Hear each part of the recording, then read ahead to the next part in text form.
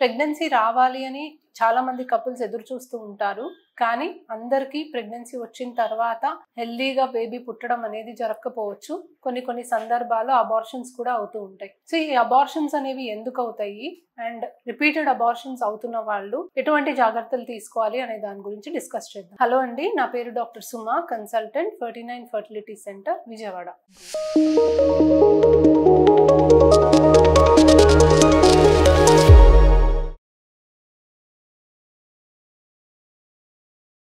So abortion అనేది మనకి baby అనేది మనకి ఇంప్లాంట్ అయ్యాక అంటే ప్రెగ్నెన్సీ వచ్చిన తర్వాత నిలబడకుండా బ్లీడింగ్ అనేది అయిపోతే అబార్షన్ అని అంటాము. సో అబార్షన్ అవ్వడానికి చాలా కారణాలు అనేవి ఉంటాయి.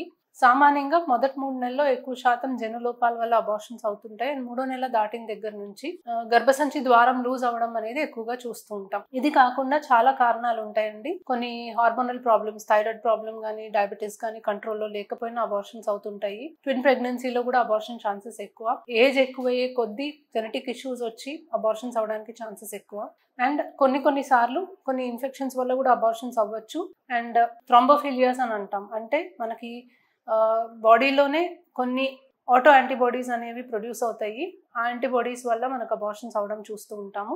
ఇమ్యునలాజికల్ కాజెస్ అనేవి చూస్తూ ఉంటాం. సో ఇలా వేరియస్ రీజన్స్ అనేవి ఉంటాయండి.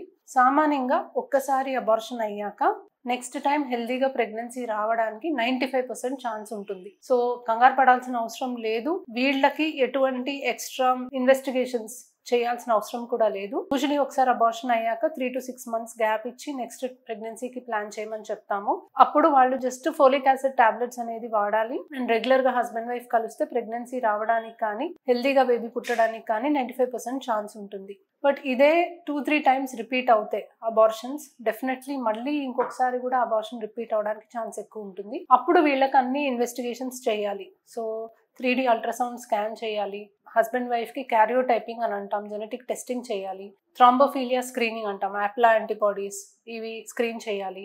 థైరాయిడ్ టెస్ట్, షుగర్స్ నార్మల్ ఉన్నాయా లేదా, ఇవన్నీ కూడా మనం స్క్రీన్ చేసుకోవాలి. మనకు ఏదన్నా ప్రాబ్లం బయటపడితే దానికి తగ్గట్టుగా ట్రీట్మెంట్ ఇవ్వాలి. కానీ రిపీటెడ్ అబార్షన్స్ అయిన వాళ్ళల్లో 60% ఆఫ్ ద టైమ్స్ మనకి ఎటువంటి కారణం అనేది కనిపించదు. అంటే మనం చేసిన టెస్ట్లన్నీ కూడా నార్మల్ ఉంటాయి. సో మనకి ఏం ప్రాబ్లం ఉంది అనేది యాక్చువల్ గా బయటపడదు. ఇలాంటి వాళ్ళకి ప్రెగ్నెన్సీ రావడానికి ట్రీట్మెంట్ ఇచ్చి ప్రెగ్నెన్సీ వచ్చిన దగ్గర నుంచి కొన్ని additional medications and extra precautions and care తీసుకుంటాము.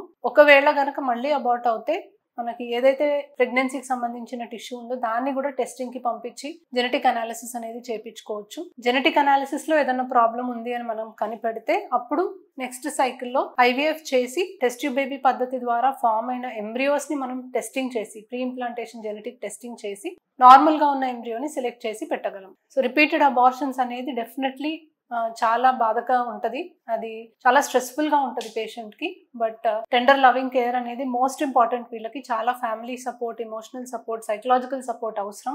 Just with psychological support next pregnancy హెల్దీగా ఉండి బేబీ పుట్టడం అనేది చాలా కామన్ గా చూస్తూ ఉంటాము. సో సైకలాజికల్ సపోర్ట్ కి చాలా ఇంపార్టెన్స్ ఉంటుంది రిపీటెడ్ అబార్షన్స్ ఉన్న వాళ్ళలో. Thank you.